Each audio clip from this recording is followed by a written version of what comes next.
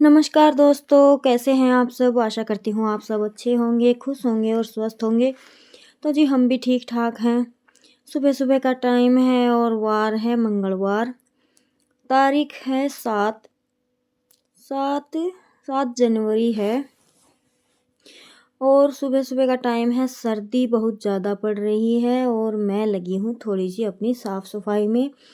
झाड़ू वगैरह का काम कर लेते हैं, नहाने से पहले यही होता है कि जितना निपट जाए उतना अपना ठीक है। सर्दियों का मौसम है, भैंसों का तो ज़्यादा नहीं होता है क्योंकि कई दिन से बारिश हो रही है ना, तो गोबर वगैरह भी कूड़ी में ही डालना पड़ता है। अभी अभी आगे भी बारिश बताई हुई है 9-10 तारीख के आसपास। तो जी बस मैं तो सुबह-सुबह लग गई थी अपनी उठा-पटक में।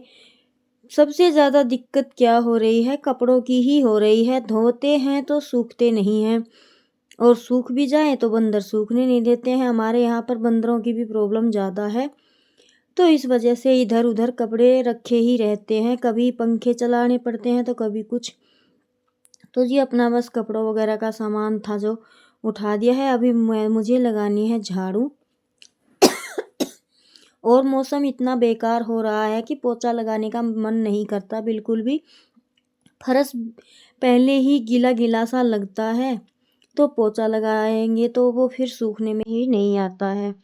मौसम में नमी कुछ ज़्यादा ही हो गई है, तो फटाफट से झाड़ू निकाल लेती हूँ। झाड़ू का काम होने के बाद ये है कि नहाकर मैं अपने लड्डू गोपाल को नहलाऊँगी और फिर खाना बनाने की तैयारी करेंगे।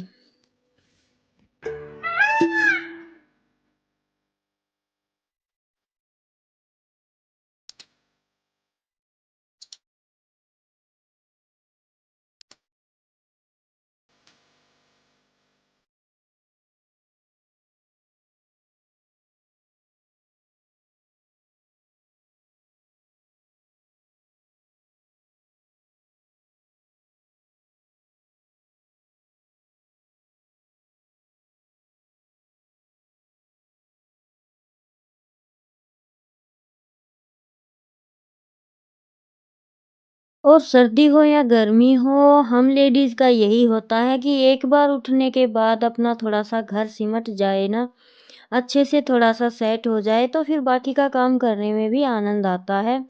तो बस मेरा भी यही रहता है, लेकिन सब दिन एक सार नहीं होते। जैसे कहते हैं ना, पाँचों उँगलियाँ बराबर नहीं होती, उसी तरह से सब दिन एक सार नहीं होते हैं, तबीयत भी हमेशा एक जैसी नहीं होती है। सोचते तो बहुत है लेकिन इक्वल से तरीके से चलता नहीं है और ख़ासकर सर्दियों में रूटीन सबका ही गड़बड़ाता है। तो वैसे ही मेरे साथ भी हो रहा है। सुबह दूध निकालने के बाद मैं थोड़ी-सी देर बैठ जाती हूँ बच्चों के पास और वो थोड़ी-सी देर कब आधे से पौने घंटे में या 1 घंटे में बदल जाती है, मुझे खुद को ही पता नहीं लगता। आजकल ये फ़ोन ऐसे चल गए हैं कि फ़ोन पे ध्यान लगते ही टाइम का पता नहीं लगता है हमको। तो जी बस देर-सवेर जैसे भी हो, काम तो अपना करना ही है। देर से करेंगे तब भी हम करेंगे और जल्दी करेंगे तब भी हम करेंगे। तो दिन अच्छे से निकल गया है। वैसे थोड़ा-सा साफ-सुथरा मौसम था आज, तो अभी फटाफट से अपनी झाड़ू का काम निपटा लेते हैं। झाड़ू निकलने के बाद ना घर एकदम साफ-सुथरा और व्यवस्थित लगने लगता है, आंगन भी बड़ा-बड़ा लगने लगता है। उसके बाद बाकी के काम करने में भी आनंद ही आता है।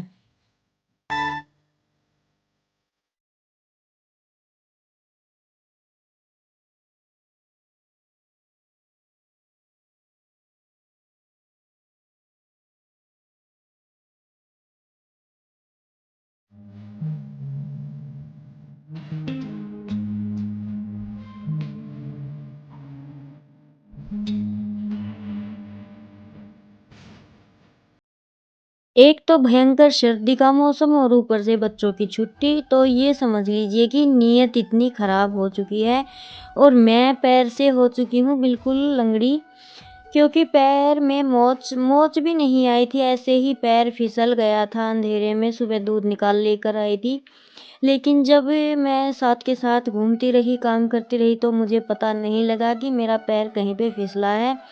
लेकिन जब उसके बाद मैं थोड़ी-सी देर काम करने के बाद कल बैठ गई थी कि तो मेरे पैर में इतना ज़्यादा दर्द होने लगा कि शाम को बस बच्चों के साथ मिलकर ही अपना जो काम होता है थोड़ा-सा वो निपटाया। तो अभी साथ के साथ मेरी चक्की भी चली हुई है, मुझे दलिया और चून भी निकालना था और नहाकर आज मुझे बनानी है बाजरे की रोटियाँ। तो मैं बाजरे की रोटियाँ बनाऊँगी, इसलिए बस चक्की चला दी है। जब तक काम करती रहूँगी तब तक ये काम भी अपना साथ के साथ निपट जाएगा। और देखिए, पशु रखते हैं तो चक्की का काम तो डेली में होता ही है। अगर हम जो बड़ी चक्की वाले होते हैं, ट्रैक्टर वाले, उनसे पिसवा लेते हैं तो फिर इतना दिक्कत नहीं होती। लेकिन घर में जब चीज़ है, कोई सामान है, तो उसे यूज़ करना मुझे अच्छा लगता है, ना कि बल्कि अब पैसे जेब से डालकर चक्की वाले से पिसवाना। हाँ, कभी कभी दिक्कत होती है तो करवा भी लेते हैं, लेकिन मोस्टली ज़्यादा मैं यही करती हूँ, अपना छोटा मोटा काम करती रहती हूँ, तब तक अपना चक्की चलाकर ये काम भी कर लेते हैं। तो जी बस फटाफट से मेरी झाड़ू लगने को हो गई है तैयार। और इधर मैंने बाथरूम में अपनी बाल्टी भी चला दी थी गर्म पानी की। तब तक मेरा पानी भरेगा, तब तक मेरी झाड़ू का काम हो ही जाएगा। और बच्चे उधर लग रहे थे टीवी देखने में। बच्चों को बस बेड पर बैठकर खाना है, पीना है, पढ़ाई करनी है और साथ में टीवी देखना है। बच्चों का तो कोई काम है नहीं। और बच्चे भी इतने आलसी हो चुके हैं इन छुट्टियों में कि जैसे बिस्तर रहते हैं उसी में पड़े रहते हैं। बिल्कुल उनका हाथ पैर हिलाने का मन ही नहीं करता। और मैं भी ज़्यादा नहीं कहती हूँ, क्योंकि सर्दी है, सर्दी में हम तो परेशान रहते ही हैं, बच्चों को भी परेशान क्यों किया। तो वो जैसे रहते हैं उनकी मर्जी से, उनको मैं रहने देती हूँ। तो जी बस झाड़ू कंप्लीट करने के बाद आ गई थी। मैं इन्हें थोड़ी तहजीब सिखा रही थी कि बेटा ऐसे करके बेड को ऐसे कम्बल करके अपना बैठ जाओ, अच्छे भी लगोगे और कंफर्टेबल भी होगा। लेकिन नहीं भाई, इनको तो अपनी मस्ती सूझ रही है। तो जिसको जैसे लगता है वो वैसे ही बिस्तर पर गिरा हुआ रहता है। तो बस जो एक्स्ट्रा के हैं वो मैं उठा दूंगी, थोड़ी सी चादर वगैरह ठीक कर दूंगी, तो यहाँ का काम भी मेरा निपट जाएगा। फिर उसके बाद देखेंगे अपना खाना बनाने का काम और अपने लड्डू गोपाल को नहलाएंगे।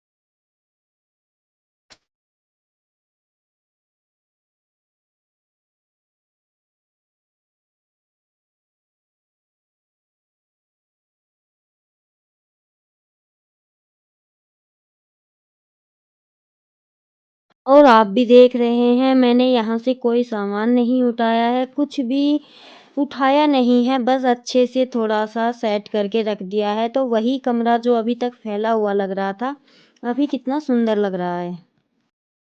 तो जी मेरा नहाना भी हो गया था और मैंने नहाकर जब तक अपना खाना बनाने की तैयारी कर रही थी, तब तक ये किंसु भी नहा चुकी थी। तो ये अब नहलाएगी लड्डू गोपाल को। और ये मैंने 2 दिन पहले ड्रेस बनाई थी लड्डू गोपाल के लिए, सुनील के कपड़े की है, वेलवेट के की। तो ये देखिए हमारे लड्डू गोपाल कैसे लग रहे हैं, कितनी अच्छी लग रही है ड्रेस। कैसी लगी है आप ज़रूर बताइएगा। और ये मैंने बिना बुकरम लगाए ही बनाई है, क्योंकि पेस्टिंग अगर लगाते हैं ना तो वो थोड़ी टाइट टाइट सी रहती है। और अभी सर्दियों में सॉफ्ट कपड़े ही अच्छे लगते हैं और पहनाने में भी इजी हैं। जैसे कि तबीयत वगैरह ख़राब हो तो बच्चे आसानी से पहना सकते हैं। तो कर लीजिए हमारे लड्डू गोपाल के दर्शन। तैयार होकर नहा धोकर बैठ गए हैं और किंसू ने इनको भोग भी लगा दिया था और मेरी चल रही थी वहाँ पे खाना बनाने की तैयारी।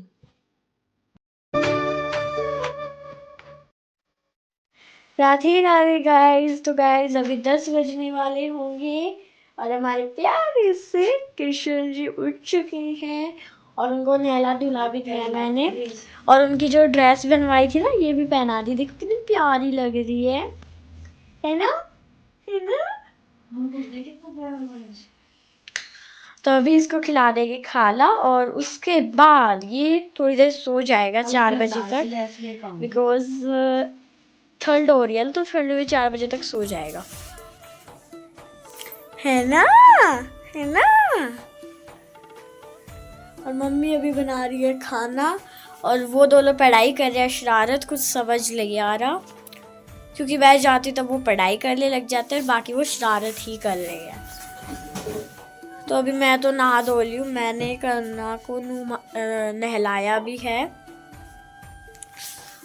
और बस अभी वह भी खाना खा लूँगी बाद में। पहले हम अपने काला को खाना खिला लेते हैं, तो मिलते हैं थोड़ी देर के तो बाद। जी उसके बाद अपना सारा काम निपटाने के बाद मैं आ गई थी सिलाई करने के लिए। मुझे पहले सूट कट करना है और सर्दी इतनी है कि ये काम मुझे एक्स्ट्रा का लगता है। उसी बीच मैंने एक साड़ी ऑर्डर की हुई थी, तो वो मेरा जो क्या बोलते हैं साड़ी मेरी आ गई थी। किंसु के पापा अभी लेकर ही आए थे, तो ये साड़ी मैंने ऑर्डर की थी, तो मैं इसे चेक कर रही थी। ब्लाउज जैसा मैंने देखा था वैसा तो नहीं था, लेकिन इतना ख़राब भी नहीं था। सॉफ्ट जॉर्जेट बोलते हैं वो कपड़ा है और कपड़ा मुझे पसंद आया। वैसे डिज़ाइनिंग भी वैसी ही थी, ब्लाउज में थोड़ा डिफरेंस था। साड़ी बिल्कुल वही थी, जो कलर जो डिज़ाइन मैंने पसंद किया था। तो ये मैंने मंगाई थी और ये मेरी साड़ी आ गई है। जब इसे पहनेंगे, यूज़ करेंगे तो आपको इसका रिव्यू देंगे। तो जी बस मैं ये स्टोन वगैरह ही चेक कर रही थी कि कितने टाइम तक रुकने वाले हैं। वैसे तो मैंने 2 से 3 बार सामान मंगवाया है, ठीक-ठाक ही आ जाता है। एक आध बार होता है कि थोड़ा दिक्कत हो किसी चीज़ में, तो मैं बस इसकी लेंथ वगैरह मैंने सब कुछ चेक किया और उसके बाद बच्चे आ गए थे। बच्चे भी देख रहे थे कि मम्मी कैसी आई है, क्योंकि किंसु ने और मैंने ही मिलकर ये कलर पसंद किया था साड़ी का। तो कभी डालूँगी तब मैं दिखाऊँगी कैसी लगी, आप ज़रूर बताइएगा। अभी तो यहीं देखकर ज़रूर कमेंट करके बताइएगा मेरी साड़ी कैसी लगी। मुझे ऐसी सिंपल साड़ियाँ ही ज़्यादा पसंद होती है, क्योंकि इनको कैरी करना बहुत आसान होता है और काम करना भी आसान होता है। तो उसके बाद फिर मैंने सूट कट किया, उसकी सिलाई की और बस उसके बाद ज़्यादा वीडियो शूट नहीं किया, क्योंकि सर्दी काफ़ी ज़्यादा बढ़ गई है। काम करते करते ही ठंड लगने लगती है। मिलते हैं एक और नए व्लॉग में। जय राम जी की, खुश रहिएगा। और आपसे एक बात भी कहनी थी, आप मेरे व्लॉग देखते हैं लेकिन क्लिक करके वापस चले जाते हैं, तो प्लीज़ ऐसा मत कीजिएगा। व्लॉग को पूरा देखिएगा। अच्छा लगा है तो लाइक कीजिएगा, अच्छा नहीं लगा है तो वो भी कमेंट कीजिएगा। मिलते हैं नए व्लॉग में नई उम्मीद के साथ। जय राम जी की, खुश रहिएगा।